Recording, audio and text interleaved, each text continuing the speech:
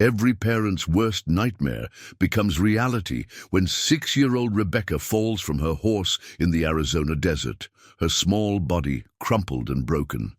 The sound that escapes her lips, "My bones are broken," is the kind of cry that reaches deep into your soul and refuses to let go. Miles away from any help, with the scorching sun beating down and vultures circling overhead, death seems certain.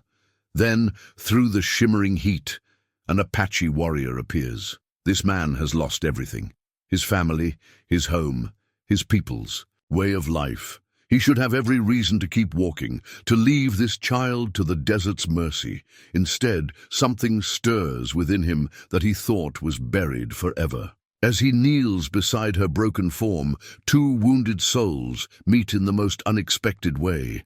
But what could possibly make a hardened warrior risk everything to save the life of a stranger's child? Before we jump back in, tell us where you're tuning in from. And if this story touches you, make sure you're subscribed, because tomorrow I've saved something extra special for you. The desert wind carried memories on its breath, and Joaquin Reyes knew them all. Each whisper of sand against stone, each cry of the hawk circling overhead, each shadow that danced across the red earth, they all spoke to him in a language older than words. He had been walking these lands for 3 days now, following game trails that only his trained eye could see, when the sound reached him. A child's voice, thin and desperate, cutting through the afternoon silence like a blade through his heart. Joaquin paused, his weathered hand resting on the worn leather medicine pouch at his side. The pouch had belonged to his grandmother, passed down through generations of healers and warriors.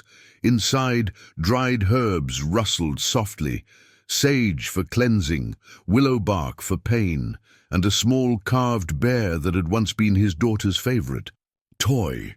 His fingers traced the familiar shapes through the leather, a habit born of grief and longing. The voice came again, weaker now, carried on a gust of wind that tasted of dust and desperation. Without conscious thought, his feet turned toward the sound, muscle memory guiding him across terrain that would have defeated lesser men. The Apache had been walking these deserts for countless generations, learning to read the land's moods like pages in a sacred book. 3 years had passed since the cavalry raid that took everything from him. 3 years since he had held his wife Esperanza's hand as life ebbed from her eyes, since he had buried their daughter Morning Star beneath the twisted arms of an ancient saguaro. 3 years of wandering, of carrying their memories like stones in his chest, of wondering why the spirits had allowed him to survive when those he loved most had not. The Arizona Territory in 1883 was a place where cultures collided like storm fronts, where Mexican families, Apache bands, and American settlers circled each other with the wariness of animals sharing the same watering hole. Treaties were signed and broken with the changing seasons. Blood soaked into sand and was forgotten until the next dispute arose. In this land of harsh beauty and harsher truths, survival often meant choosing between honor and breathing another day.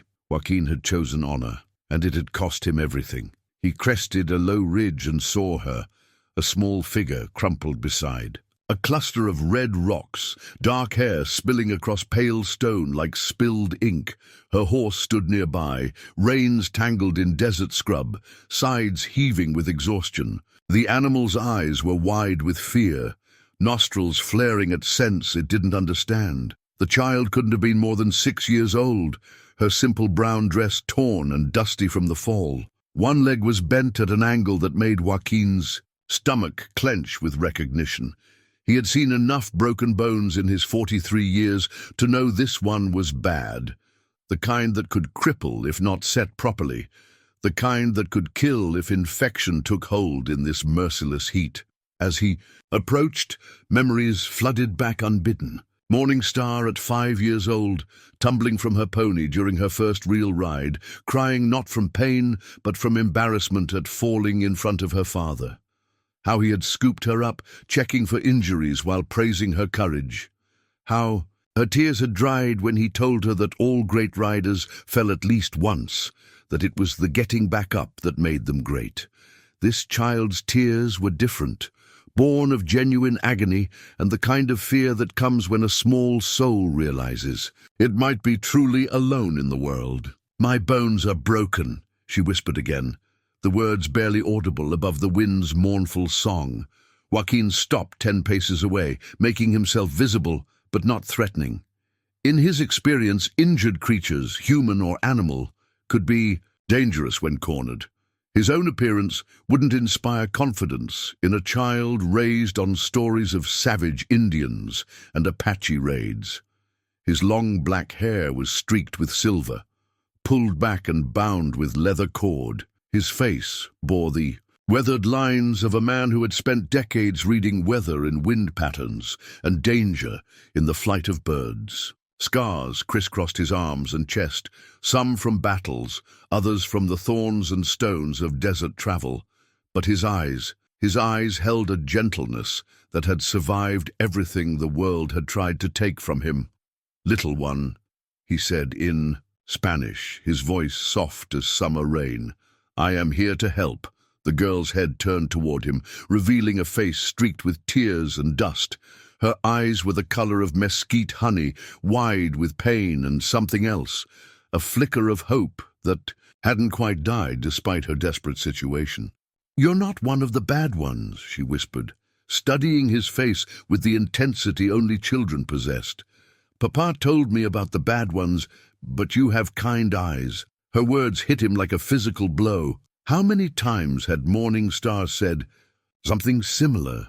Reading emotions in faces with the clarity that came before the world taught children to distrust their instincts. "What is your name, Pequeña?" he asked, settling slowly onto his heels to bring himself down to her level. "Rebecca," she managed between shallow breaths. "Rebecca Valdez. My uncle is Francisco Valdez from the settlement. Do you know him?" The name struck Joaquin like lightning, illuminating a night sky. Francisco Valdez. He knew that name, though he had never met the man. It was carved on his heart alongside another name, one that had been whispered like a prayer during his darkest hours. Esperanza Valdez, his wife, the woman who had chosen love over family approval, who had followed him into the desert wilderness to build a life where two worlds could meet in harmony. The woman whose brother had disowned her for marrying an Apache, whose family had closed their doors when she needed them most. If this child was a Valdez, if she shared blood with his beloved Esperanza, then the spirits had woven a pattern too, complex for mortal understanding. The grandmother in his medicine pouch seemed to pulse with significance, the carved bear warming against his fingers as if awakening from long sleep. "Yes, Pequeña," he said finally, his voice thick with emotion he couldn't quite name. "I know of Francisco Valdez, and I know that you are far from home." Rebecca's eyes fluttered closed as another wave of pain crashed over her small frame. "I was riding to meet Papa at the mine. Butterfly got scared by a snake and threw me. I think my leg is really broken." Joaquin could see that she was right. The femur, from the look of it, a break that would require careful setting and weeks of healing. Out here, with the sun climbing toward its merciless peak and no shelter for miles, she wouldn't last the day without help. But helping her meant risking everything. It meant revealing himself to people who might shoot first and ask questions later. It meant walking back into a world that had shown him nothing but cruelty, carrying in his arms a child who might represent either redemption or the final destruction of his carefully guarded heart. The medicine pouch seemed to whisper against his ribs, reminding him of vows made to spirits both ancient and personal, a healer's oath to ease suffering wherever it was found, a father's promise to protect the innocent even when the innocent belonged to others, a husband's commitment to honor the memory of love by choosing compassion over bitterness. The wind shifted, bringing with it the scent of distant rain and the cry of a red-tailed hawk circling overhead. In Apache tradition, the hawk was a messenger, a bridge between the world of the living and the realm of spirits. As Joaquin watched, the great bird dipped lower, its shadow passing over both him and the injured child before soaring away toward the mountains where Morning Star lay buried, a sign clear as words written in the sky. He moved closer to Rebecca, his hands gentle as he examined her injury without causing additional pain. The break was clean but severe, requiring immediate attention if she was to have any hope of walking normally again. His grandmother's voice echoed in his memory, teaching him the old ways of bone setting, the proper prayers to speak over broken things to encourage healing. "I need to help you, Rebecca," he said, meeting her frightened gaze with steady calm. "It will hurt at first, but I know the old ways of healing. My grandmother taught me to speak to bones, to ask them to remember their proper shape. Are you a medicine man?" she asked, her voice small but curious despite the pain. "I am many things," Joaquin replied, unpacking supplies from his travel bundle. "A warrior when warriors are needed, a healer when healing is called for. A father who has lost his child, and a husband who has lost his wife. Today I am whatever you need me to be." Rebecca watched him work, with the fascination children reserved for magic being performed before their eyes. He splinted her leg with practiced efficiency, using strips of leather and straight branches cut from nearby scrub oak. His movements were precise, economical, carrying the weight of decades spent tending to injuries, both in battle and in the quieter moments when life simply wore bodies down. As he worked, he spoke to her in the gentle rhythm of a storyteller, weaving words around her pain like a blanket against the cold. He told her about the desert plants that could heal, about the animals that shared these lands, about the way morning light painted the mountains in shades of gold and rose. He spoke until her breathing steadied, until the tight lines around. Her eyes relaxed slightly, until she began to believe that perhaps the worst was behind her.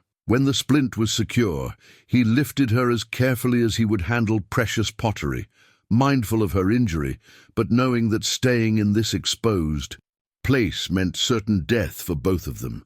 The nearest water was a day's walk, the nearest settlement even farther.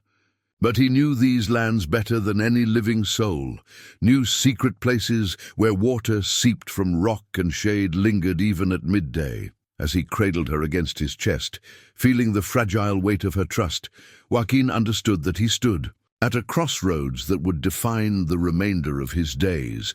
Behind him lay 3 years of grief and wandering, of existing rather than living.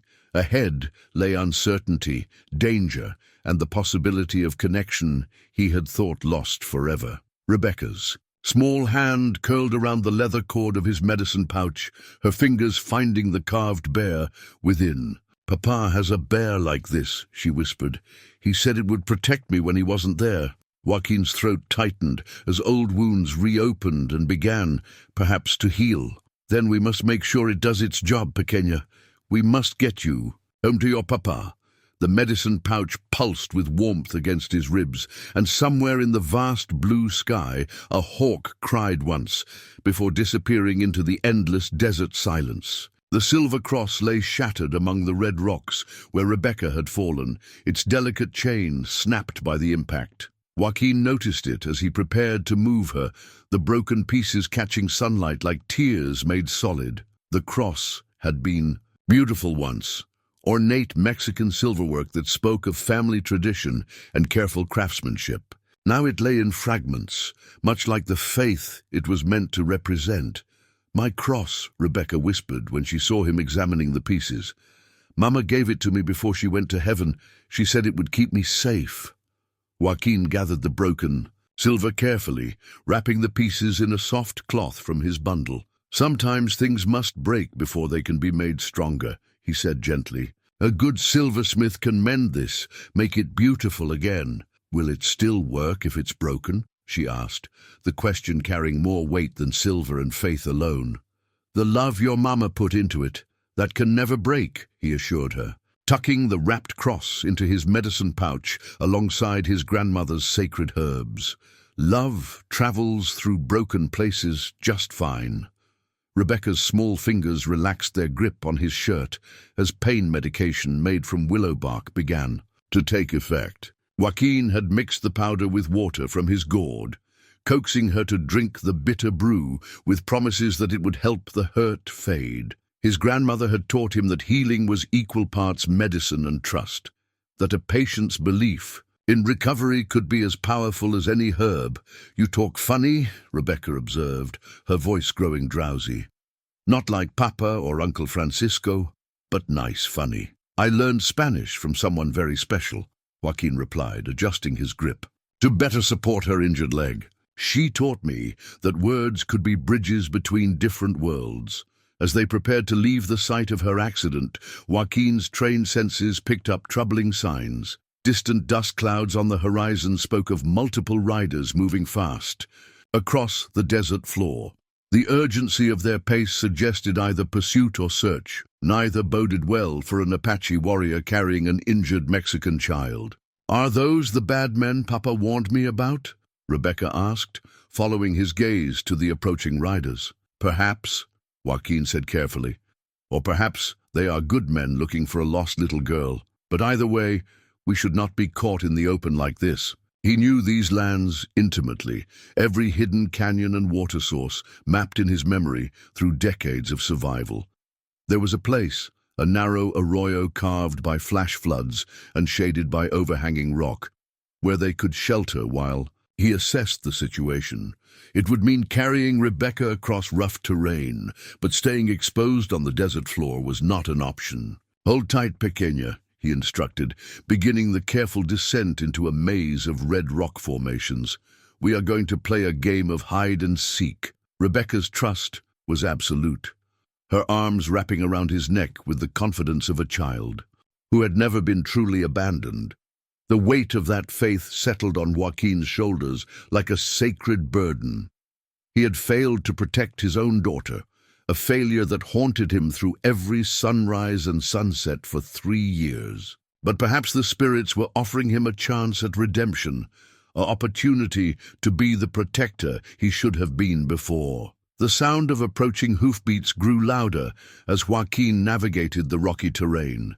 He could hear voices now, men, calling out in Spanish and English, the mix of languages common in border territories where cultures collided and blended.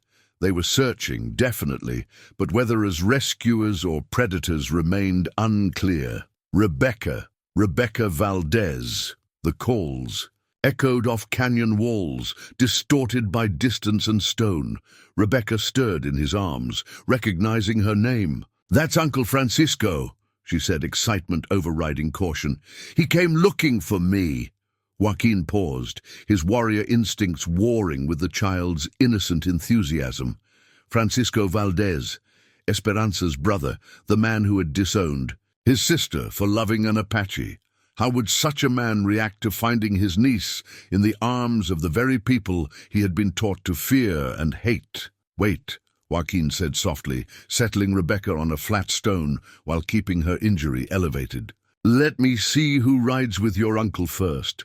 Sometimes good men travel with bad ones, and we must be careful." Through gaps in the rock formation, Joaquin observed the search party. Francisco Valdez was indeed among them, a stocky man with graying hair and worry etched deep into his weathered features. But riding alongside him were 3 other men whose hard faces and casual violence spoke of different motivations. Bounty hunters, perhaps, or worse. Men who would see opportunity where Francisco saw only family crisis. "My bones still hurt," Rebecca whispered, drawing Joaquin's attention back to her immediate needs. The willow bark was wearing off, and her face had gone pale despite the desert heat. "I know, brave one," he soothed, checking her splint to ensure the rough journey hadn't displaced anything. "But you are being so strong. Your mama would be proud." "Do you think she can see me?" Rebecca asked, the question piercing Joaquin's heart with its familiar ache. "From heaven, I mean. Do you think she knows I'm scared?" Joaquin thought of Morning Star, of nights spent wondering if the dead could see the grief of those left behind. "I think mothers always know when their children need them," he said carefully, "and I think they send help in whatever form they can." Is that why you found me? Because Mama sent you? The simplicity of her faith humbled him. Perhaps she did, Pequeña. Perhaps she did. The search party had spread out now, methodically checking every possible hiding place. Their voices carried frustration and growing desperation as the afternoon sun climbed higher. Joaquin knew that soon, very soon, he would have to make a choice that could determine both their fates. Uncle Francisco is a good man, Rebecca said, as if reading his thoughts. He tells the best stories, and he always brings me candy from town. He won't let anyone hurt you, but Joaquin had lived long enough to know that good intentions could crumble under pressure, that fear could transform decent people into monsters. The other men in the search party would not see a healer who had saved a child's life. They would see an Apache warrior who had taken a Mexican girl, and in their minds, only one conclusion would seem possible. Rebecca! Francisco's voice was closer now, heavy with anguish. Por favor, mija, where are you? The raw pain in the man's cry spoke of genuine love, of a family bond that transcended the political divisions tearing their world apart. It also spoke of guilt, the recognition that his young niece was lost in dangerous country because of decisions he had made or failed to make. Joaquin closed his eyes briefly, calling on the wisdom of his ancestors and the guidance of his grandmothers. Spirit. The medicine pouch pulsed warm against his chest, the carved bear seeming to whisper counsel in a language older than words. When he opened his eyes, his decision was made. We will reveal ourselves, he told Rebecca quietly, but carefully, and only to your uncle.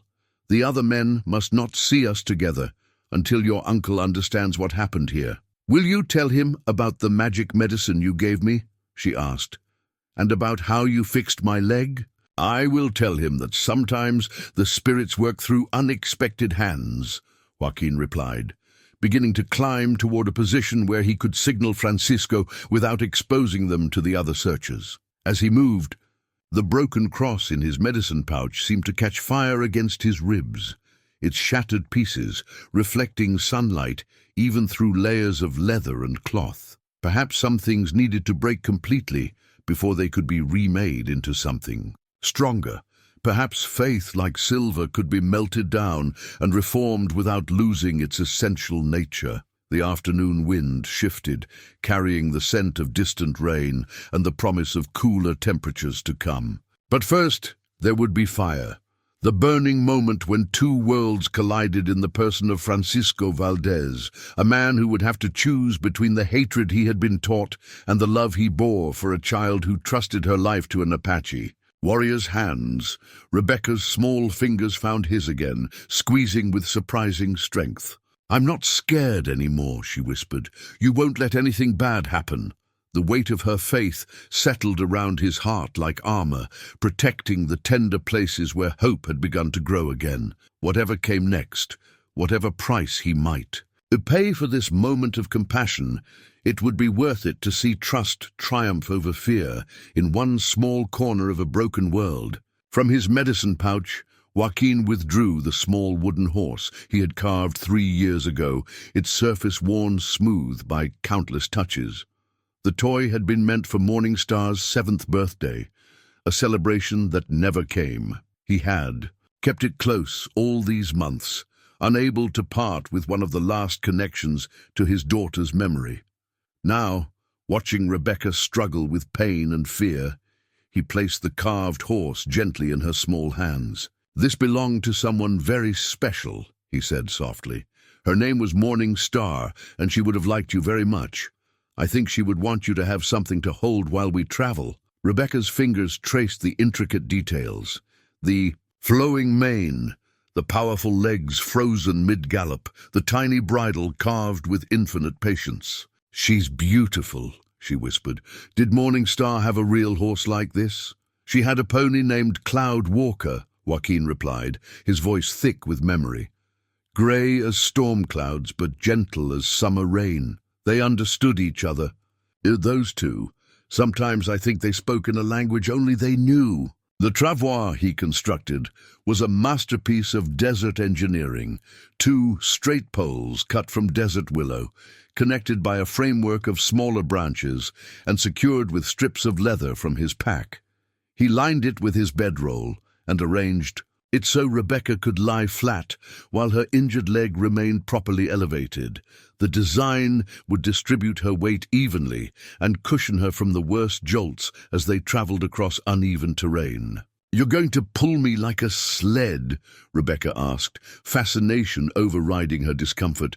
"Papa told me Indians knew magic, but I thought he was making stories." "Not magic," Joaquin said, adjusting the leather harness across his chest and shoulders. "Just knowledge passed down from grandfather to grandson for more generations than anyone can count. The desert teaches us what we need to know, if we listen carefully enough." As they began their journey across the vast expanse of red earth and scattered stone, Rebecca proved to be an unexpectedly engaging companion. Despite her pain, she possessed the natural curiosity of childhood and the resilience that came from being raised in hard country. "Tell me about the desert," she requested as they navigated around a cluster of barrel cacti. "Papa says it's dangerous, but you make it seem like home." Joaquin found himself sharing knowledge he hadn't spoken aloud in years. The names of plants and their uses, the way animals left stories in tracks and scat, the subtle signs that warned of flash floods or indicated water nearby. Rebecca absorbed every word with the intensity of a student preparing for the most important test of her life. "The prickly pear cactus can save your life," he explained, pointing to a large specimen covered in vivid yellow blooms. "The fruit is sweet and full of water, and the pads can be roasted to eat. But you must know how to remove the spines safely, or you'll suffer for days." "Could you teach me?" she asked eagerly, "in case I get lost again?" The question struck him unexpectedly. When had he last been asked to teach, to pass on the wisdom of his people? Not since Morning Star had peppered him with endless questions about everything from why the sky was blue to how birds knew which way to fly in winter. "Perhaps," he said carefully, "if your uncle permits it." Their conversation was interrupted by the distant sound of hoofbeats, multiple riders moving at speed across hard-packed earth. Joaquin had been listening for pursuit since they left the canyon, and now his worst fears were confirmed. The search party had found their trail. "Are they still looking for me?" Rebecca asked, hearing the same sounds that had caught his attention. "Yes, but they are looking in anger now, not just worry," Joaquin observed, reading meanings in the pace and pattern of the approaching horses. "Someone has convinced them that you were taken, not rescued." He had expected this development, but hoped for more time to put distance between them and the searchers. Now he faced a tactical decision that could determine both their survival. Continue across open ground and risk being caught in a vulnerable position, or seek shelter and hope the riders pass them by. The choice was made for him when Rebecca's face suddenly contorted with pain, a small cry escaping despite her efforts to be brave. The jolting motion of travel had shifted something in her injury, and fresh agony crashed over her in waves. "Stop!" she gasped. "Please, it hurts so much." Joaquin immediately halted, kneeling beside the travois to assess her condition. Her leg was still properly set, but the combination of movement and heat was taking its toll. Her face had gone pale, beaded with perspiration that spoke of shock as much as temperature. "I know, brave one," he soothed, reaching for his water gourd. "Here, drink slowly, small sips."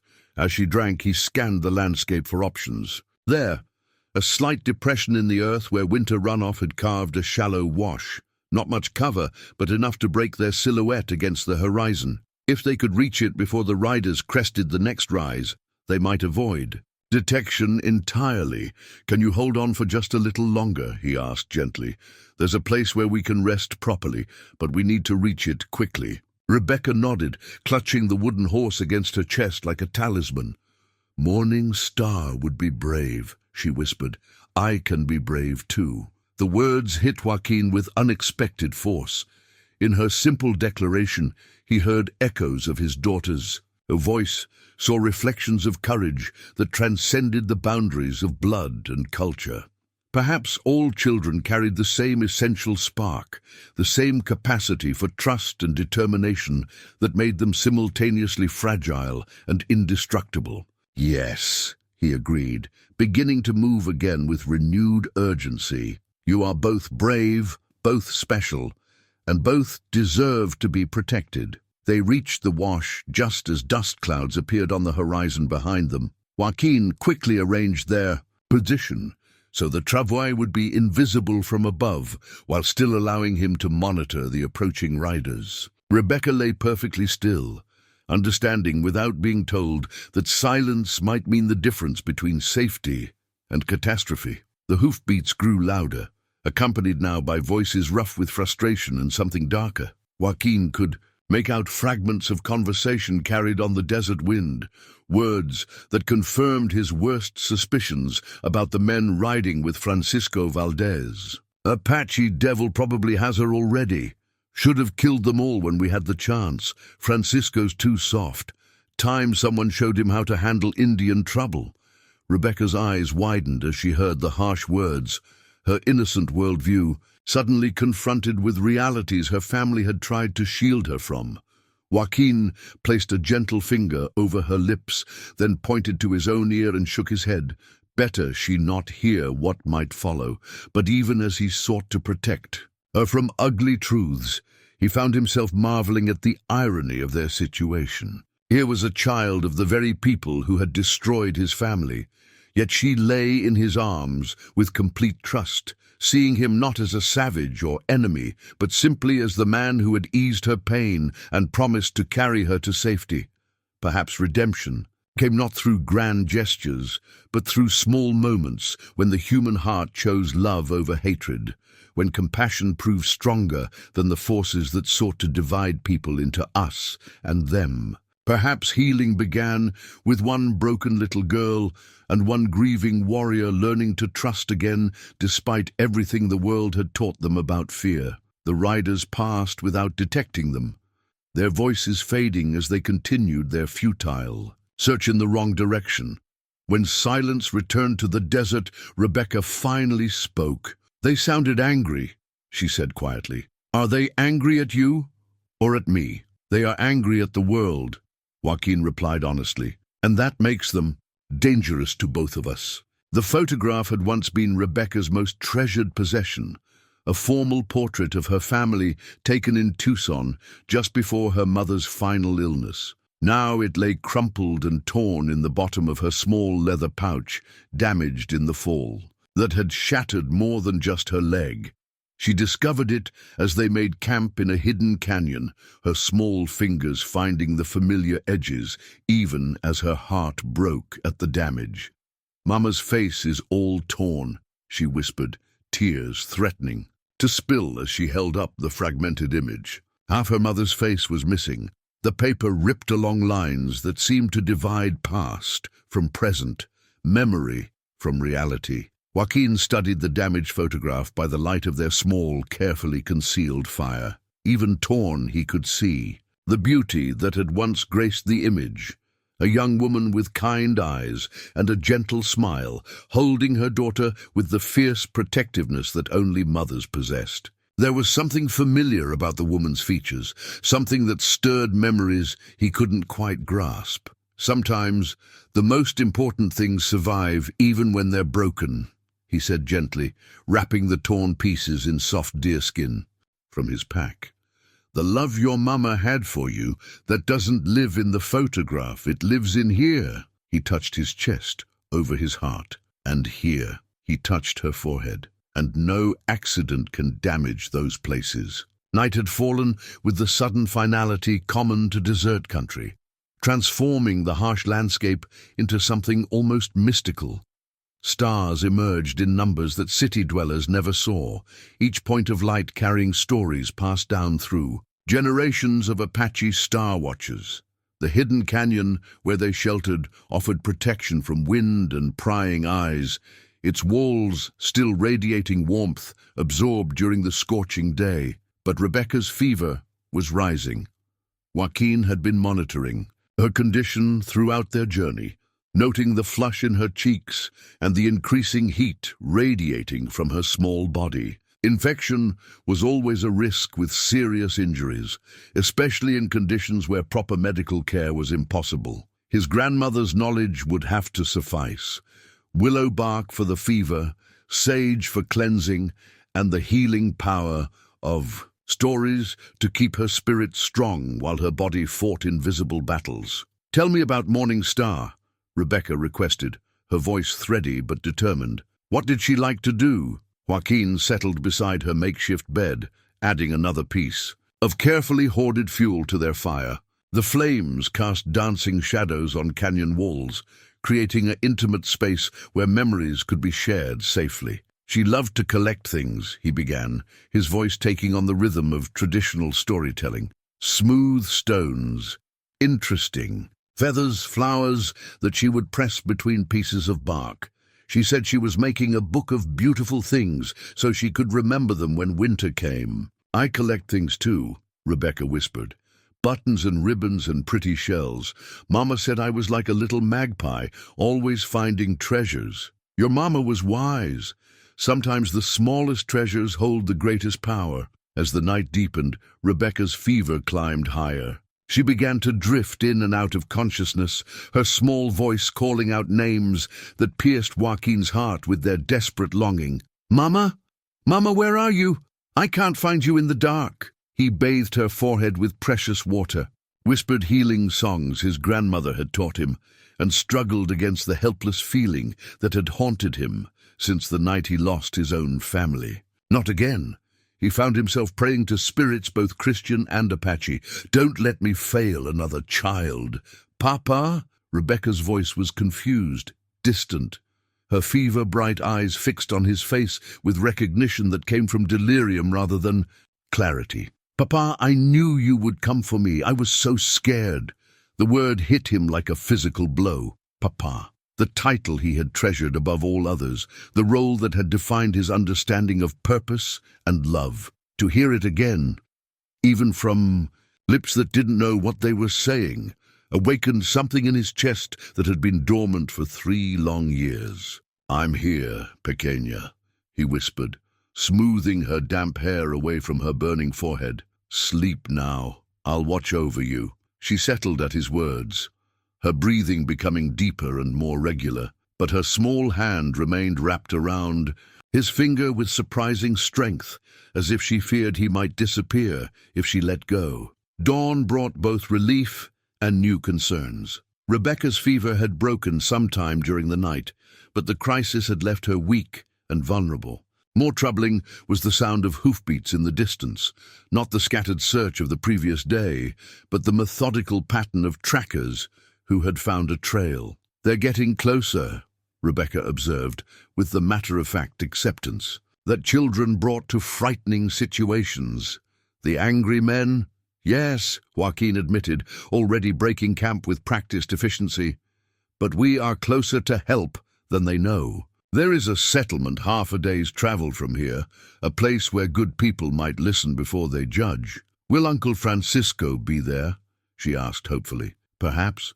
Or perhaps we will have to convince others to send word to him." As they prepared to leave the shelter that had protected them through the dangerous night, Rebecca made a request that surprised him. "Can you teach me some words in your language?" "Why would you want to learn Apache words?" "Because you're my friend," she said simply, "and friends should be able to talk to each other properly." The innocence of her request, the casual way she dismissed centuries of cultural barriers with the word friend, reminded Joaquin once again why children were considered sacred by his people. They possessed a clarity of vision that adults spent lifetimes trying to recover. "Very well," he agreed, lifting her onto the travois with gentle care. "What would you like to learn first? How do you say thank you?"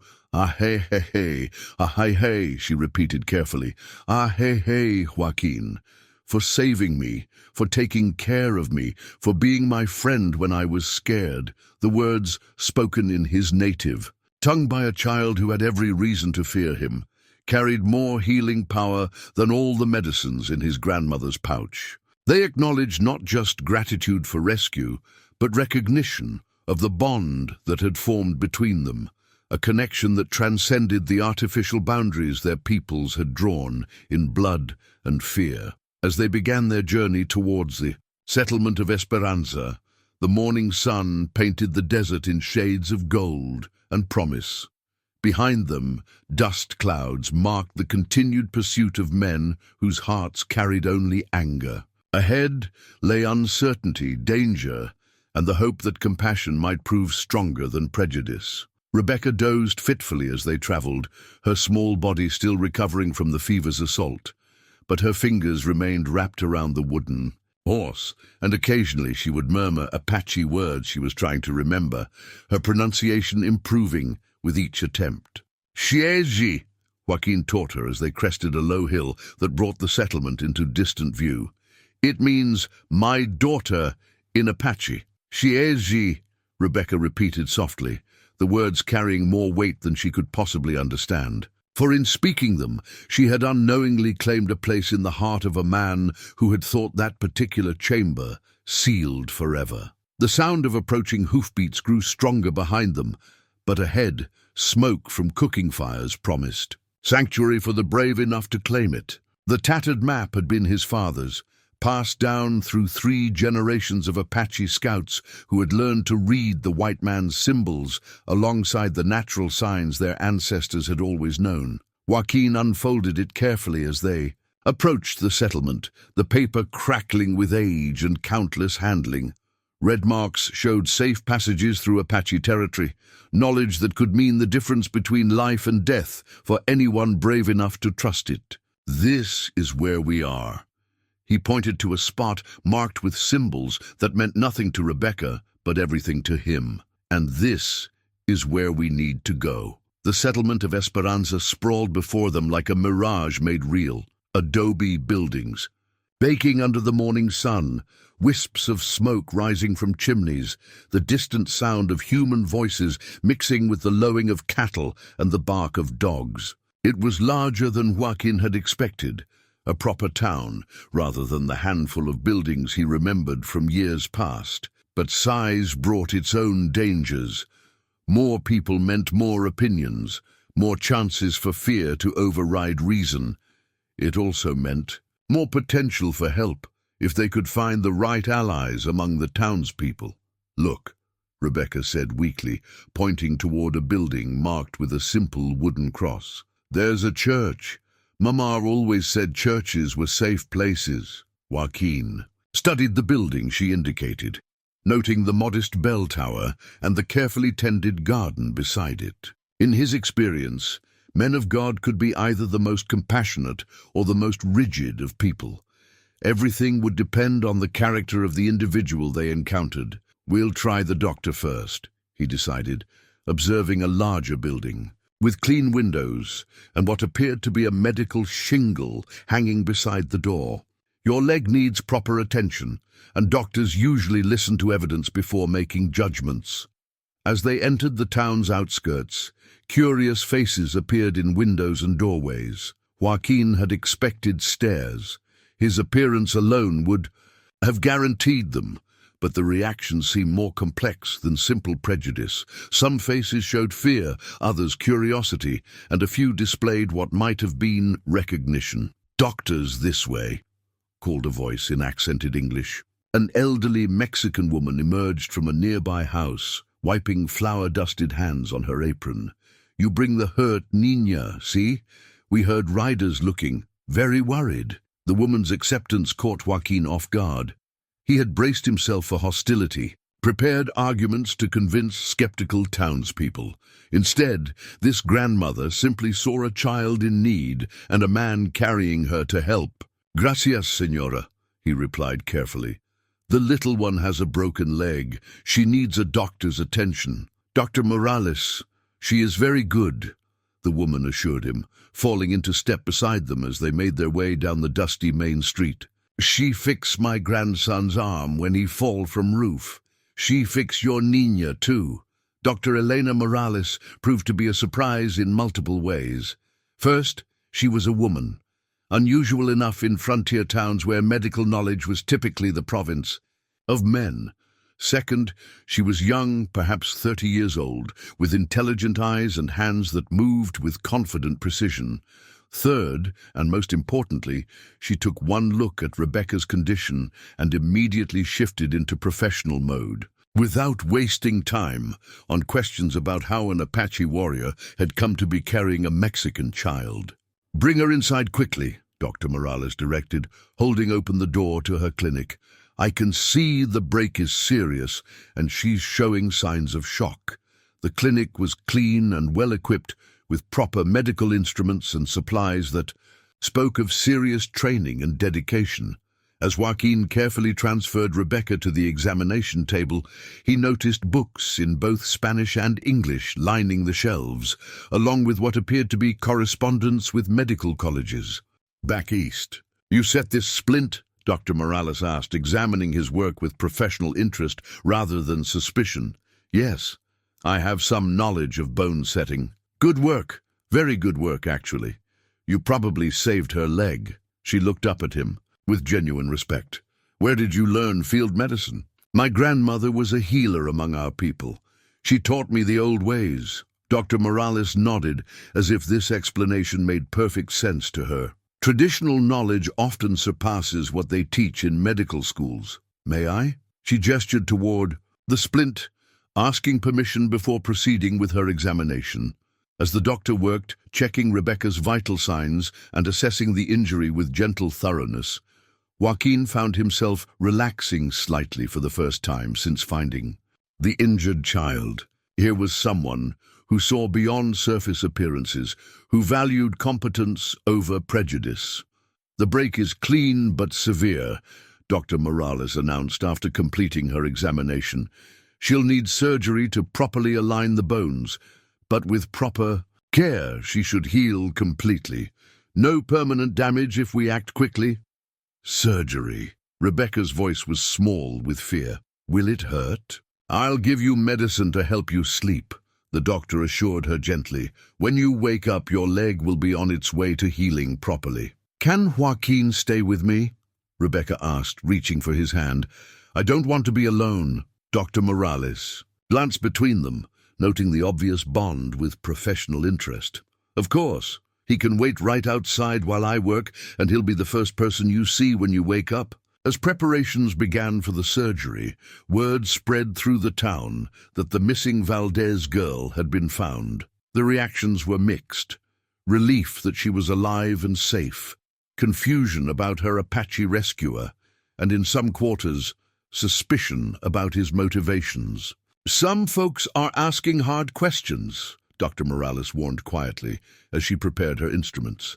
"There are men in this town who see Apache and think only of raids and violence. You may face trouble before this is over." "I expected as much," Joaquin replied. "But the child needed help. The rest doesn't matter." "It matters to her," the doctor observed, watching Rebecca grip the wooden horse he had given her. "She trusts you completely. That kind of trust doesn't come from fear or coercion." Through the clinic windows, Joaquin could see small crowds gathering in the street. Some faces showed simple curiosity, others displayed harder expressions that suggested trouble ahead.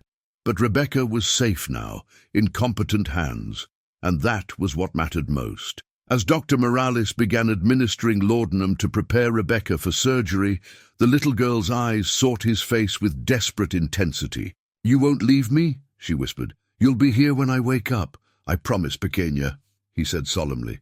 "Wild horses couldn't drag me away." Her small smile, trusting and peaceful, was worth whatever challenges might come from the gathering crowd outside. The ceremonial feather had been blessed by his grandfather, a medicine man whose wisdom was legendary among the Apache bands. Eagle feather, taken with proper ceremony and gratitude, marked with symbols that connected the bearer to both earth and sky. Joaquin carried it not as decoration, but as a reminder of his role as a bridge between worlds, a responsibility he had forgotten in his years of grief and wandering. Now, as he sat vigil outside Dr. Morales's surgery, the feather seemed to pulse with significance against his chest, hidden within the folds of his shirt, but radiating warmth like a living thing. Perhaps the spirits had guided him to this moment, to this test of whether healing could triumph over hatred. The surgery lasted 3 hours, an eternity measured in the rise and fall of worried breathing, the tick of the clinic's clock, and the murmur of voices from the street outside. Dr. Morales emerged periodically to update him on Rebecca's progress, her face calm but focused in the way of medical professionals dealing with challenging cases. "The bones are aligning properly," she reported during one such update. "Her youth works in her favor. Children's bones heal faster than adults, and with more resilience. She should regain full use of the leg." Relief flooded through Joaquin like cool water through parched earth. "Ah, hey," he whispered in Apache, then repeated in Spanish, "Gracias, doctora. You have given her back her future." "We both have," Dr. Morales corrected gently.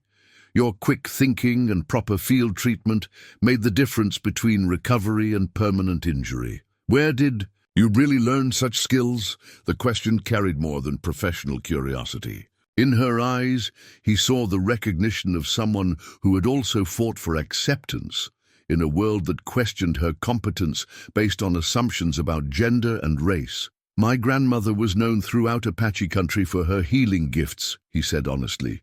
"She taught me that medicine knows no boundaries, that broken bones are broken bones, whether they belong to Apache or Mexican or Anglo. Pain speaks the same language in every human heart." Dr. Morales nodded slowly. "I learned something similar in medical school back east. The professors who doubted whether a Mexican woman could master surgery learned that competence comes in many forms. Perhaps that's why I recognized your skill so readily."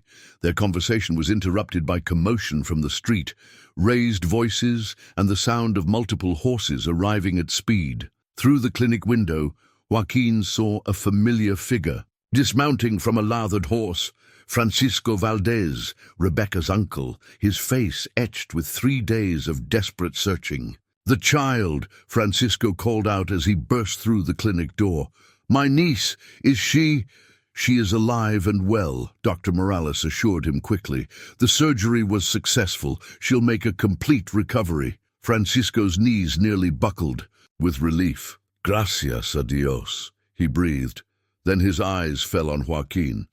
The recognition was immediate, not personal knowledge, but the instant categorization of Apache warrior, potential threat, enemy to be watched. "You," Francisco said, his hand dropping instinctively toward the pistol at his hip. "What have you done with my niece?" "He saved her life," Dr. Morales interjected firmly, stepping between the two men. "Your niece fell from her horse in the desert. This man carried her here, set her broken leg with expert skill, and protected her from exposure and dehydration. She would have died without his intervention." Francisco's expression wavered between gratitude and suspicion, a lifetime of conditioning warring against the evidence before his eyes. "But why? Why would an Apache help a Mexican child?" "Because she needed help," Joaquin replied simply, "and because I have been a father. No child should suffer alone in the desert, regardless of the blood that flows in her veins.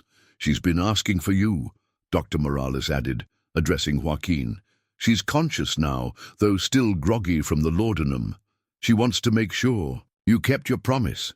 Francisco followed them into the recovery room, his confusion evident as he watched his young niece's face light up at the sight of her Apache rescuer. "Joaquin!" Rebecca exclaimed, her voice weak but joyful. "You stayed! I dreamed you had to leave because of the angry men." "I gave my word, Pequeña," he said gently, taking her small hand in his large, scarred one. "And Apache keep their promises." Francisco watched this interaction with growing amazement. His niece, the child he had helped raise since her mother's death, showed not a trace of fear toward this warrior. Instead, she glowed with the trust and affection typically reserved for beloved family members. "Rebecca," Francisco said carefully, "this man, he didn't hurt you. He didn't frighten you." "Hurt me?" Rebecca looked genuinely confused by the question. "Uncle Francisco, he saved my life. He gave me medicine for the pain, and he told me stories, and he carried me all this way, even though his back must have hurt terribly. He's been taking care of me just like Papa would." The innocence of her response, the absolute conviction in her voice, struck Francisco like a physical blow. Here was truth spoken without artifice, testimony from the most reliable witness possible, a child who had no reason to lie about her treatment. Dr. Morales chose that moment to share her professional assessment. "Señor Valdez, I've been practicing medicine for 8 years in cities and frontier towns. I've seen the results of violence, of abuse, of neglect. This child shows none of those signs. Instead, she displays every indication of having been carefully tended by someone with both medical knowledge and genuine compassion." Francisco sank into a chair beside the bed, the weight of realization settling on his shoulders. "I don't understand," he said quietly. "We've been taught, I've always believed, that Apache are savages who kill without mercy," Rebecca interrupted, her young voice carrying surprising wisdom.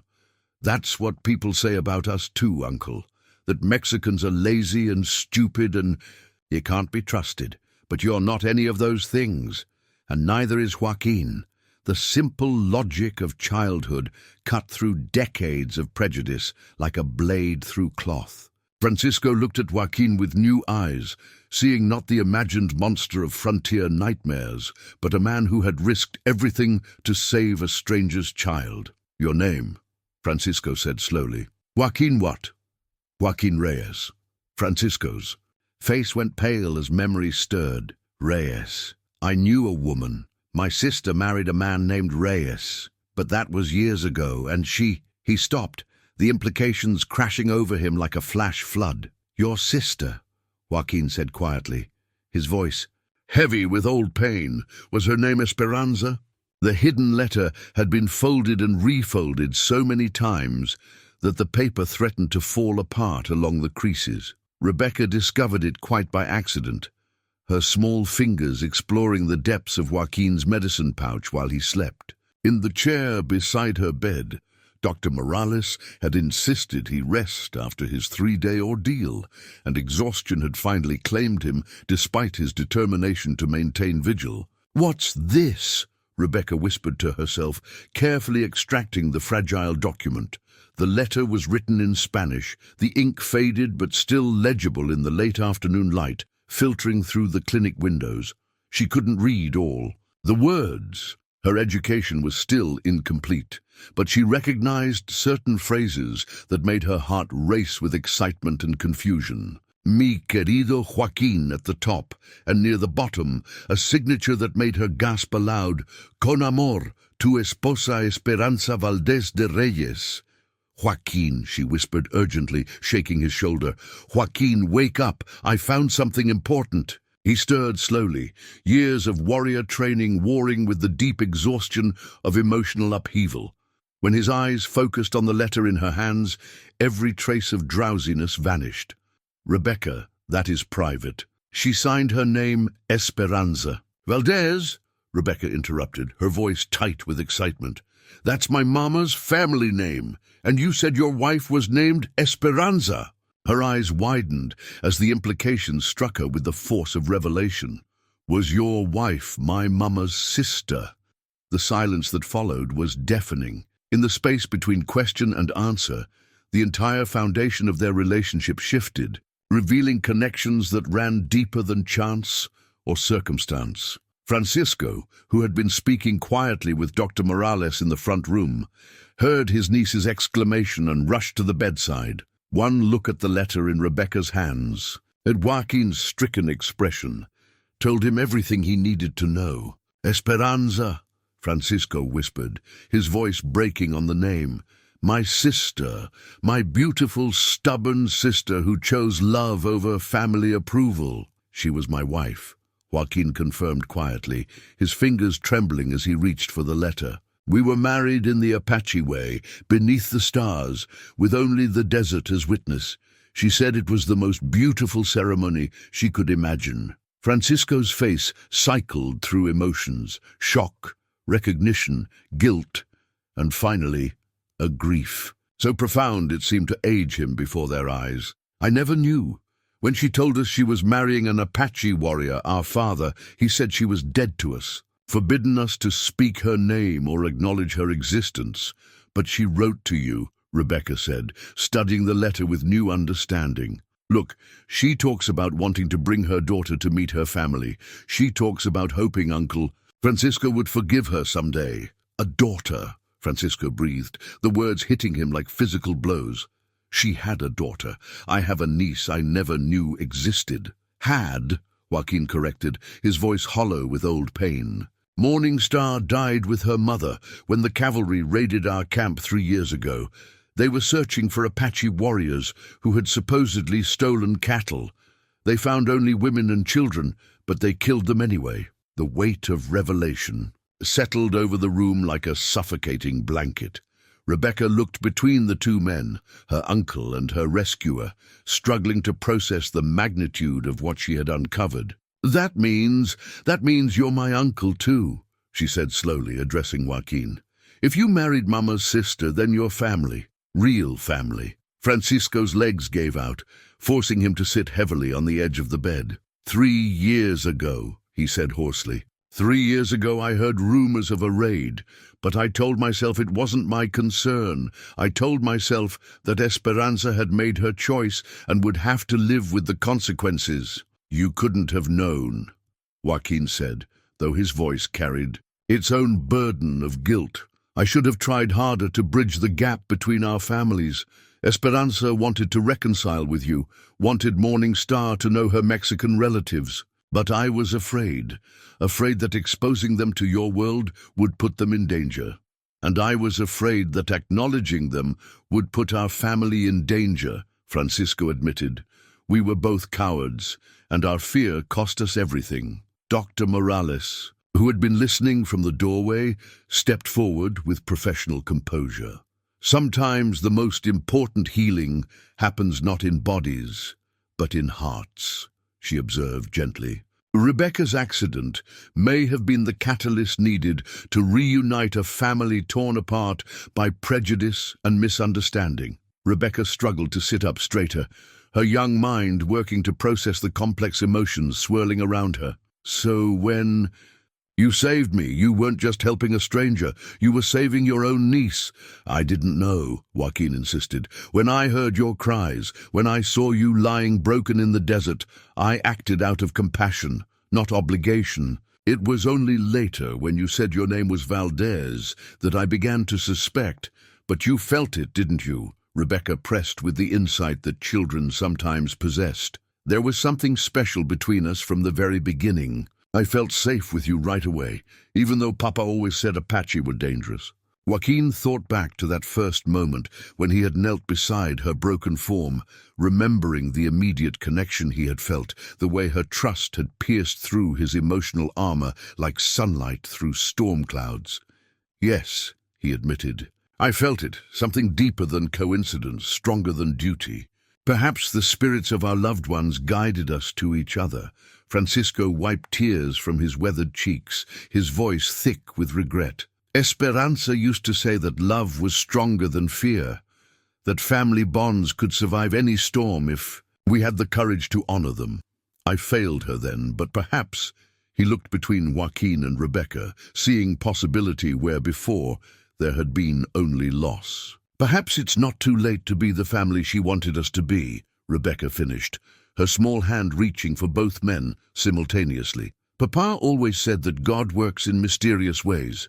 Maybe he used my broken bones to fix our broken family." The simple wisdom of her words hung in the air like a benediction, offering hope where before there had been only grief and regret. 3 people brought together by tragedy, held together by love that transcended the artificial boundaries their world had tried to impose. Dr. Morales smiled softly as she witnessed the healing taking place before her eyes, not of bone and tissue, but of souls that had been fractured by loss and prejudice. "I believe," she said quietly, "that this is what miracles look like. Not divine intervention that changes the laws of nature, but human hearts choosing love over fear, forgiveness over vengeance. As the sun set over the settlement of Esperanza, painting the sky in shades of hope and promise, a family began the delicate process of rebuilding bonds that had been severed by tragedy and misunderstanding. The road ahead would not be easy, but they would walk it together, guided by the memory of a woman who had dared to love across the boundaries of culture and blood. The wedding ring had never left Joaquin's finger, even through 3 years of grief and wandering. Made of simple silver worked by Apache hands, it bore no precious stones or elaborate decoration, only the intertwined symbols of eagle and serpent that Esperanza had requested, representing the marriage of sky and earth, freedom and wisdom. Now, as he sat beside Rebecca's bed in the growing twilight, he slowly worked the ring from his finger for the first time since his wife's death. "This belonged to your aunt," he said softly, placing the silver band in Rebecca's small palm. "She designed it herself, wanting something that honored both our peoples. She said it would remind us that love makes all things possible." Rebecca studied the ring with reverent attention, her young fingers tracing the delicate symbols that connected her to an aunt she had never known, but whose love had shaped the moment of her rescue. "It's beautiful," she whispered, "but shouldn't you keep it to remember her?" "I will remember her in every sunrise, every song of the desert wind," Joaquin replied. "But this ring represents more than memory. It represents hope. Hope that the love she believed in can triumph over the hatred that took her life."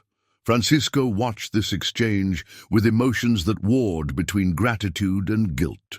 The past 3 days had forced him to confront truths about himself and his family that challenged everything he thought he knew about honor, loyalty, and love. "I've been thinking," Francisco said slowly, his weathered hands working nervously at the brim of his hat, "about Esperanza, about the choices we all made." He paused, gathering courage for words that had needed speaking for years.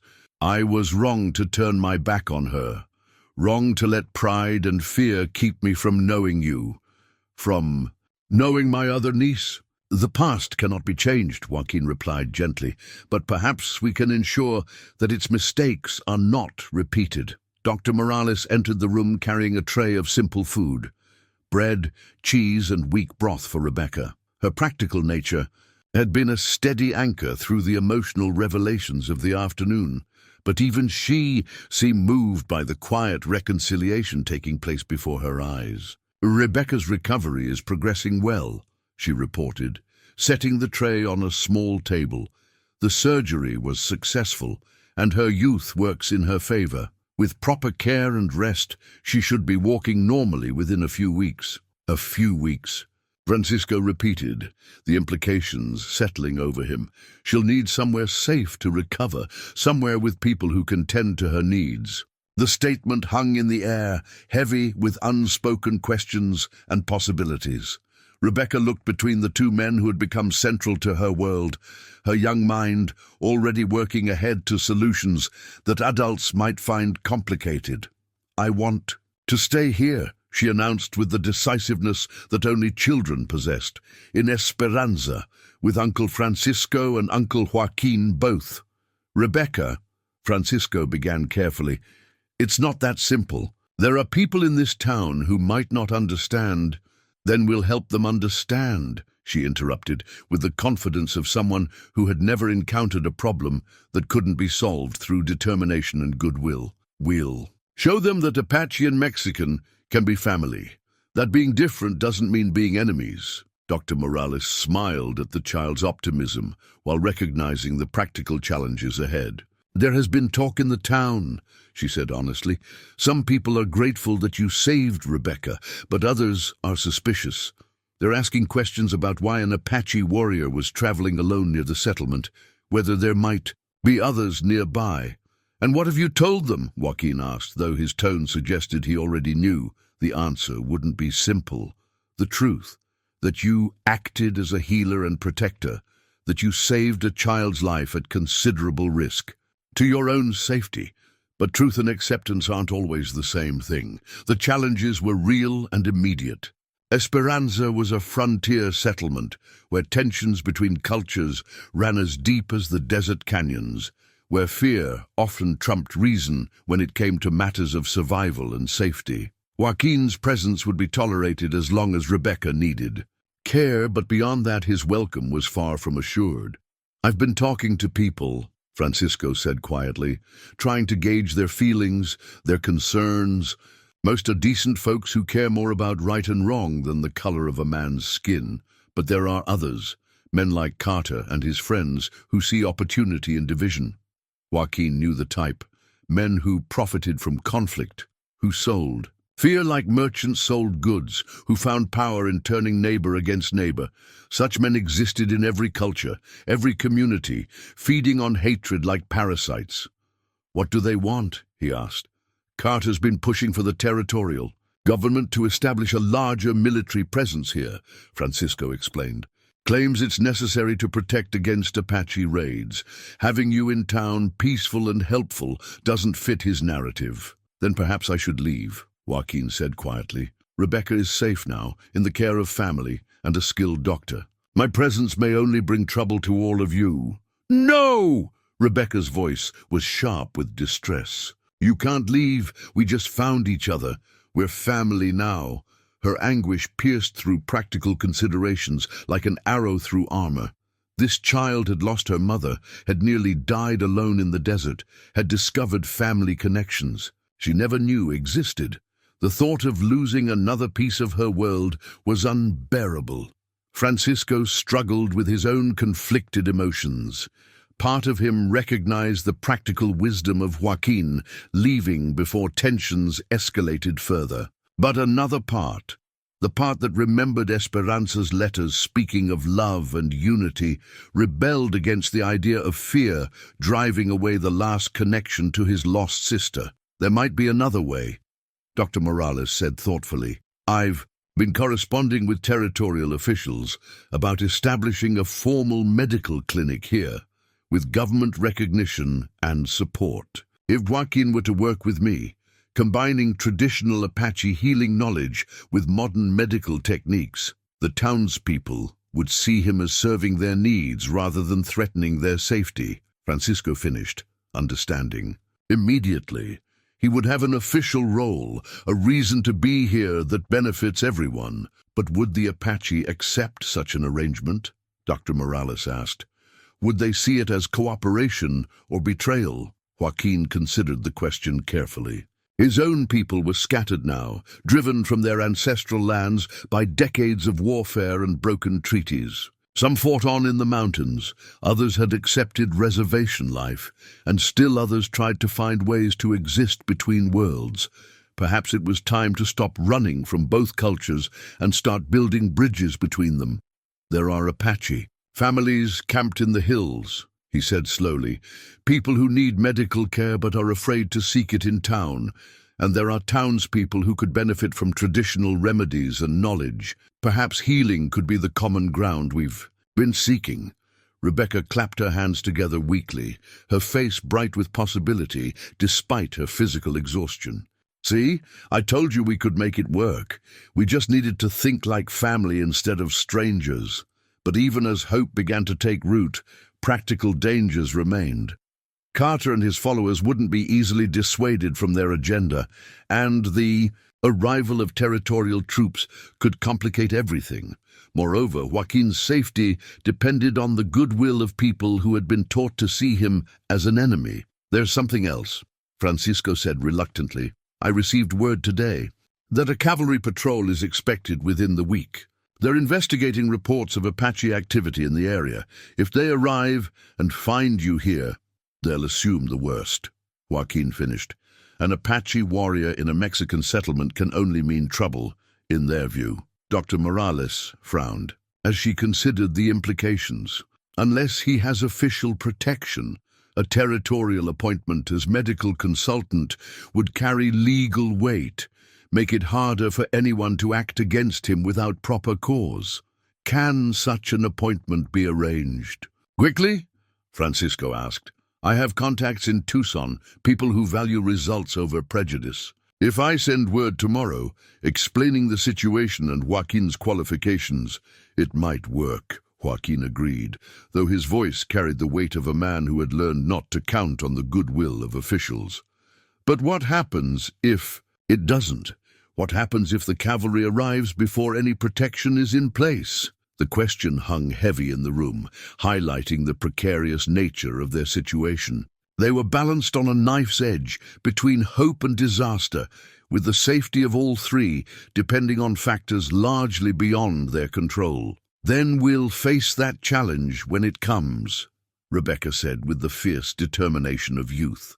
Together, like family should. As night settled over Esperanza, bringing with it the promise of rest and the threat of uncertain tomorrows, three people who had found each other through tragedy began to plan for a future that would require courage, wisdom, and more than a little help from the spirits that watched over all broken things, seeking to be made whole again. The sacred war paint felt foreign against Joaquin's weathered skin, after 3 years of peace, yet familiar as breathing. Mixed from red desert clay and sacred herbs his grandmother had taught him to gather, the pigments carried the power of ancestors and the weight of countless battles fought to protect the innocent.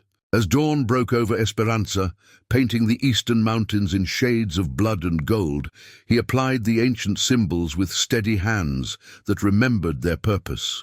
The raiders had come with the pre-dawn darkness, 20 hard men led by Carter himself, their faces masked with bandanas and their intentions hidden behind claims of Apache retaliation. But Joaquin recognized them for what they were.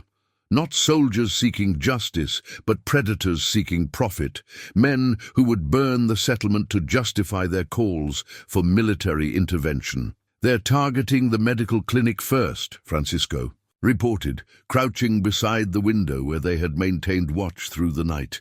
They want to destroy any evidence of cooperation between cultures. Dr. Morales had already moved Rebecca to the storage room in the back of the clinic, the safest location they could manage given the circumstances. The little girl's leg was still too fragile for evacuation, but her spirit remained unbroken despite the terror surrounding them. I'm not afraid, Rebecca had declared when the first shots rang out in the distance. You taught me that being brave doesn't mean not being scared. It means doing what's right even when you are scared. Now, as Joaquin completed the ritual painting that would transform him from healer back to warrior, he felt the weight of that childhood wisdom. For 3 years, he had run from violence, choosing grief over engagement, isolation over responsibility. But some battles chose the warrior, regardless of his preferences. The town council is organizing defense points, Francisco reported, checking his rifle with the practiced efficiency of a man raised on dangerous frontier. But we're outnumbered, and most of the townspeople aren't fighters. They don't need to be fighters, Joaquin replied, his voice carrying the calm authority that had once led Apache war parties against impossible odds. They just need to be brave enough to protect their homes. Fear makes men dangerous, but it also makes them careless. Through the clinic windows, they could see Carter's men spreading through the settlement like a disease, setting fires and driving terrified families from their homes. The raiders moved with the casual violence of men who had done this before, who saw destruction as just another way to earn their pay. There, by the church, Francisco pointed to where 3 masked figures were dragging an elderly priest from the sanctuary. They're not even pretending this is about Apache raids anymore. Joaquin's jaw tightened as he watched the scene unfold. Father Miguel was nearly 70 years old, a gentleman who had spent decades ministering to the spiritual needs of Esperanza's mixed population. His only crime was preaching that all souls were equal in God's eyes. I have to stop this, Joaquin said, checking his weapons with deadly precision. These men aren't soldiers. They're cowards hiding behind masks. They've never faced a real warrior. You can't take them all alone, Francisco protested. There are too many, and you're one man. "I won't be alone," Joaquin replied, his eyes finding Francisco's with quiet intensity. "Will I, brother?" The word hung between them, brother, carrying the weight of family obligations that transcended blood, the bond between men who had chosen to stand together against darkness. Francisco had spent 3 years regretting his failure to protect one sister. He would not fail to protect her memory or her chosen family. "No," Francisco said firmly, his own face hardening with resolve. "You won't be alone." From the back room came Rebecca's voice, weak but determined. "And neither will you. Dr. Morales and I will help coordinate the defense from here. We may not be able to fight, but we can make sure information reaches where it's needed." Dr. Morales appeared in the doorway, her medical bag in one hand and a rifle in the other. "I've treated too many victims of men like Carter," she said grimly. "Today, we make sure he creates no more." As they prepared to leave the relative safety of the clinic, Joaquin paused beside Rebecca's improvised bed. The little girl who had called him Papa in her fever dreams now looked at him with eyes that held wisdom beyond her years. "Come back to us," she whispered, pressing the wooden horse he had carved for Morning Star back into his hands. "This is for luck. Morning Star would want you to have it." Joaquin tucked the carved horse into his shirt, feeling its familiar weight against his heart. "I will come back, Pequeña. That's a promise." The morning sun climbed higher as 2 unlikely allies, an Apache warrior and a Mexican rancher, stepped into the streets of Esperanza to face an enemy that threatened everything they had learned to love. Rebecca's first step since the accident came not in the safety of the clinic, but in the smoky aftermath of battle, her small foot touching ground that was still warm with the courage of those who had defended it. Dr. Morales had warned against any weight-bearing so soon after surgery, but the little girl's determination proved stronger than medical caution when she saw Joaquin limping toward the clinic, blood seeping from a shallow wound across his shoulder. "You're hurt," she said, her voice steady despite the tears streaming down her face. "I have to help you." The battle had lasted 3 hours, an eternity measured in gunshots and shouted commands, in the acrid smell of gunpowder and the cries of wounded men. Carter's raiders had expected to face frightened townspeople, armed with farming tools and desperation. Instead, they encountered a coordinated defense led by a warrior who knew every trick of desert warfare, and a community that had decided some things were worth fighting for. The tactical advantage was always ours, Joaquin had explained to Francisco. As they moved through the settlement streets like shadows, striking where the raiders were weakest and melting away before concentrated firepower could be brought to bear. "They're thinking like bandits, not soldiers. They want easy victory and quick profit, not prolonged fight." His assessment proved accurate. When Father Miguel's rescue became a costly skirmish rather than simple intimidation, when every advance met organized resistance, when their leader Carter took an Apache arrow through his gun hand, the raiders began to question whether their pay was worth the price. The turning point came when Dr. Morales appeared at the clinic steps, her rifle trained on 3 raiders who had thought to use the medical facility as a stronghold. Her first shot shattered the kneecap of the man reaching for Rebecca's room. Her second sent the other 2 scrambling for cover behind a water trough. "I took an oath to heal," she called out, her voice carrying across the settlement with surprising authority. "But I also swore to protect the innocent.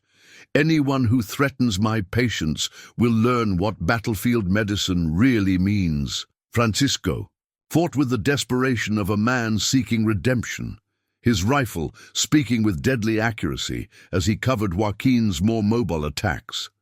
Years of guilt over abandoning his sister had forged themselves into protective fury over her daughter and her chosen husband. "For Esperanza!" he shouted as he drove off attackers from the church steps. "For family!" The words became a rallying cry taken up by other defenders, storekeepers and farmers, widows and old men, people who had found something worth protecting in their small corner of a harsh world. But it was Joaquin who ended the battle, not through violence, but through a demonstration of the very cooperation Carter had sought to destroy. When the raider leader found himself pinned down in the plaza, wounded and abandoned by his fleeing men, it was the Apache warrior and the Mexican doctor working together who reached him first. "You can bleed to death here," Joaquin said calmly, his war paint streaked with sweat but his voice utterly controlled. "Or you can accept help from the people you tried to destroy." Carter's mask had been torn away during the fighting, revealing a face twisted with pain and the bitter recognition of defeat. "Why?" he gasped, staring at the unlikely alliance that had brought him down. "Why help me after what I tried to do?" "Because that's what healers do," Dr. Morales replied, already examining his wounds with professional detachment. "We heal everyone, even our enemies. It's what separates us from animals." As the last of the raiders fled toward the horizon, leaving behind their wounded leader and several dead companions, the people of Esperanza began the careful process of assessing what they had defended and what it might cost them.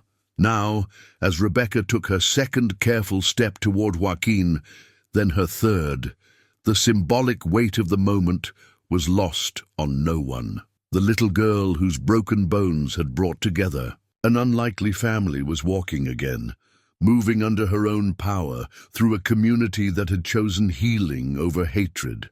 "Does it hurt?" Joaquin asked gently, kneeling so she could reach his wounded shoulder more easily. "A little," Rebecca admitted, concentrating on maintaining her balance. "But good hurt, like growing hurt. Does that make sense?" It made perfect sense to a man who had spent 3 years learning the difference between the pain that destroyed and the pain that transformed. As Dr. Morales cleaned and bandaged his wound, as Francisco coordinated the town's recovery efforts, as Rebecca practiced walking with the determined concentration of someone reclaiming her future, Joaquin felt something he hadn't experienced since the night his first family died. Hope. Not the desperate hope of the drowning, but the quiet confidence of someone who had found solid ground beneath his feet. "We did it," Rebecca said softly, reaching the place where he knelt and placing her small hand on his uninjured shoulder. "We showed them that family is stronger than fear." Through the clinic windows, they could see the people of Esperanza beginning to rebuild what had been damaged, working together with the natural cooperation of those who had faced danger side by side. Mexican and Apache knowledge would combine to make their communities stronger. Old wounds would heal alongside new ones. The wooden horse carved for one daughter had brought luck to another, completing a circle of love that death itself could not break. The new wind chimes sang in the desert breeze, its melody a harmony of cultures, blended into something stronger than either alone. Rebecca had designed it herself during the long weeks of recovery, combining pieces of her broken silver cross with elements from Joaquin's medicine pouch, polished stones, carved bone, and strips of blessed leather that caught the wind and transformed it into music. 6 months had passed since the battle that saved Esperanza. 6 months of healing that went far deeper than mended bones and scarred tissue. The settlement had indeed grown stronger through adversity, becoming a model of cooperation that drew visitors from across the territory and beyond. "Look, Uncle Joaquin," Rebecca called out, her voice bright with joy, as she actually ran across the desert trail that had once nearly claimed her life. "I can keep up with the horses now."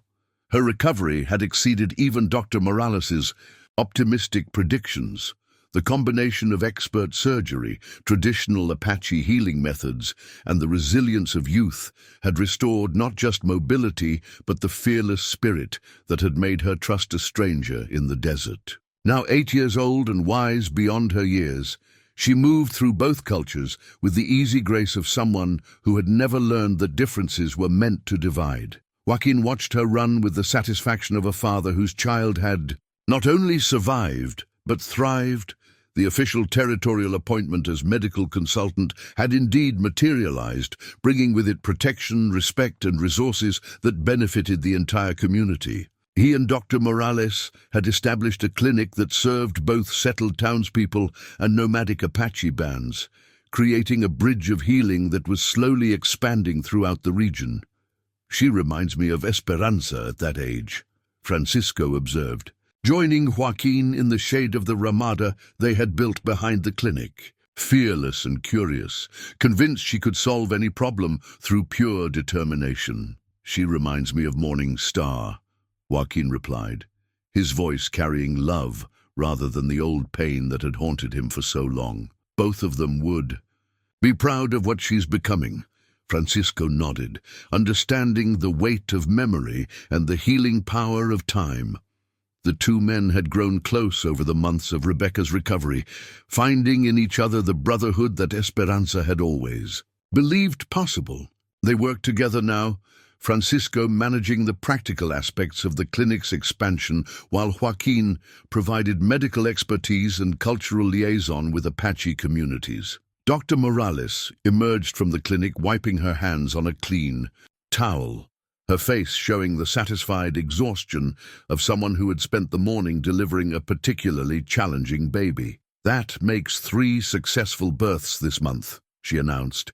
"And this one will be special. The parents want to name him Joaquin Francisco after the 2 men who saved our community." The honor touched both men deeply, representing acceptance that went beyond tolerance to genuine integration.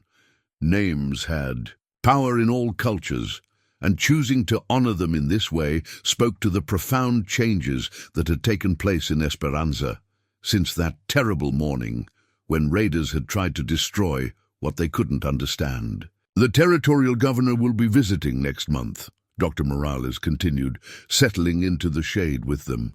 "He wants to see our cooperation model firsthand, possibly expand it to other frontier settlements." "And the Apache councils?" Francisco asked. "Are they still supportive of Joaquin's work here?" "More than supportive," Joaquin replied. 3 different bands have asked me to help establish similar relationships with settlements in their territories. The success here has convinced them that coexistence might be possible without surrender of identity or tradition. Rebecca bounded up to them, slightly out of breath but glowing with health and happiness. "Uncle Francisco, Uncle Joaquin, Dr. Morales, come see what I found." She led them to a spot near the clinic where she had been playing, pointing excitedly to a cluster of wildflowers that had somehow taken root in the harsh desert soil. "They're growing in the exact place where I fell off butterflies 6 months ago. Isn't that amazing?" The adults exchanged glances of wonder at the symbolism. Where there had once been only broken ground and spilled blood, life was asserting itself with quiet determination. The flowers were small and unremarkable by cultivated standards, but in the context of desert survival, they represented something approaching miraculous. "Perhaps the spirits wanted to mark this place," Joaquin suggested gently, "to remind us that beautiful things can grow from broken places." "I want to make a garden here," Rebecca announced with the confident planning of someone who had learned that obstacles could be overcome through persistence and cooperation. "A place where Apache children and Mexican children can play together, where families from both cultures can come to remember that we're all just people trying to take care of each other." The vision was ambitious, impractical by adult standards, and absolutely perfect in its innocent optimism. Looking at Rebecca's determined face, none of the adults had the heart to point out the challenges such a project would face. "I think," Dr. Morales said carefully, "that gardens need gardeners. People willing to tend them, protect them, help them grow. Then we'll be gardeners," Rebecca replied simply, "all of us, together." As the sun set over Esperanza, painting the sky in shades of gold and rose, 4 people who had found family in the most unlikely circumstances, sat in comfortable silence, watching a little girl water wildflowers that had chosen to bloom in spite of everything the harsh world had thrown at them. The wind chime sang its harmonious song, carrying the scent of growing things and the promise of tomorrows that would be better than yesterday because someone had chosen love over fear, healing over hatred, hope over despair. Somewhere in the vast desert silence, the spirits of those who had loved and lost smiled their approval, knowing that the best memorial to the dead was the determination of the living to build something beautiful from the broken pieces left behind.